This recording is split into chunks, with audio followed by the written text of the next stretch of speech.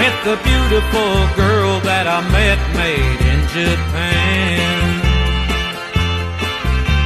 The beauty of her face was beyond my wildest dreams. Assalamualaikum warahmatullahi wabarakatuh.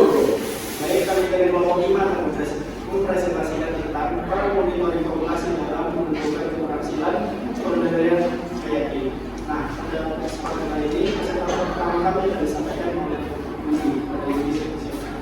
Oke, pada set pertama ada pengertian monitoring adalah kegiatan pengamatan dan pengumpulan data secara berkala terhadap hama, musuh alami dan kondisi ekosistem untuk mengetahui efektivitas pengendalian hayati.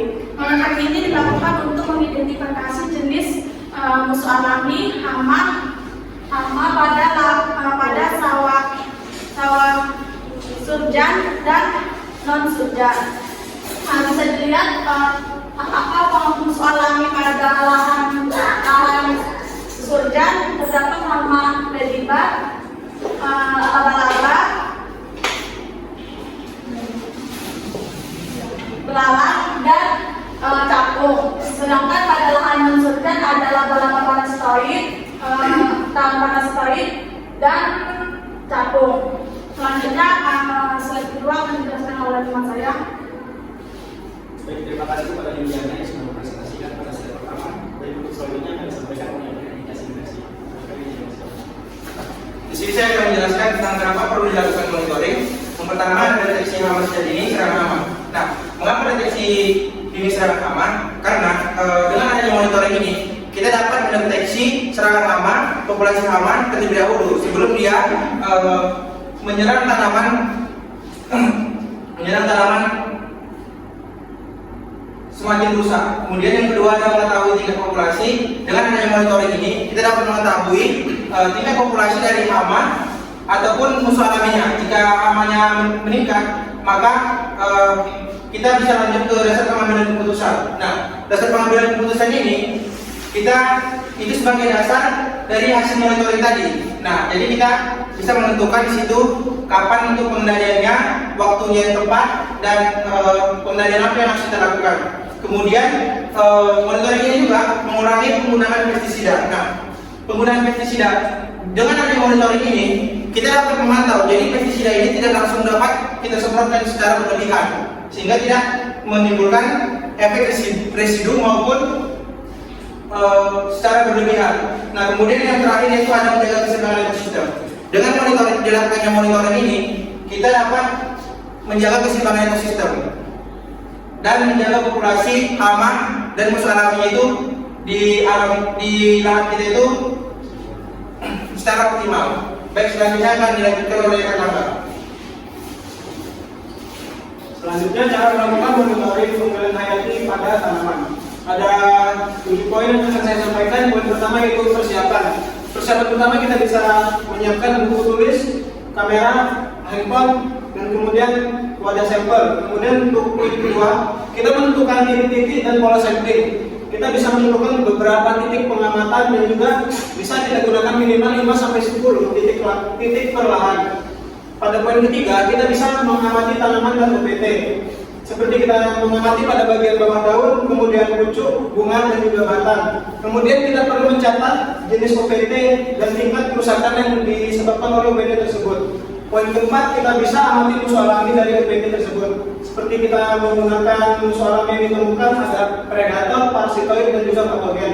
Kemudian juga perlu kita catat jumlah populasi pada musuh alami ini.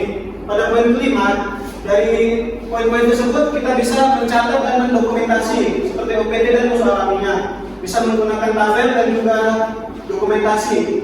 Untuk poin keenam ada analisis dan evaluasi. Kita bisa menghitung dengan menggunakan rumus dan juga grafik untuk mendapatkan informasi yang lebih akurat. Dan poin terakhir yaitu poin ketujuh, kita tentukan tindak lanjut. Jika musuh alami cukup tinggi, kita bisa mempertahankan habitat. Kemudian jika musuh alami rendah dan OPT meningkat, kita bisa memperbaiki habitat dan melepaskan musuh alami jika tersedia.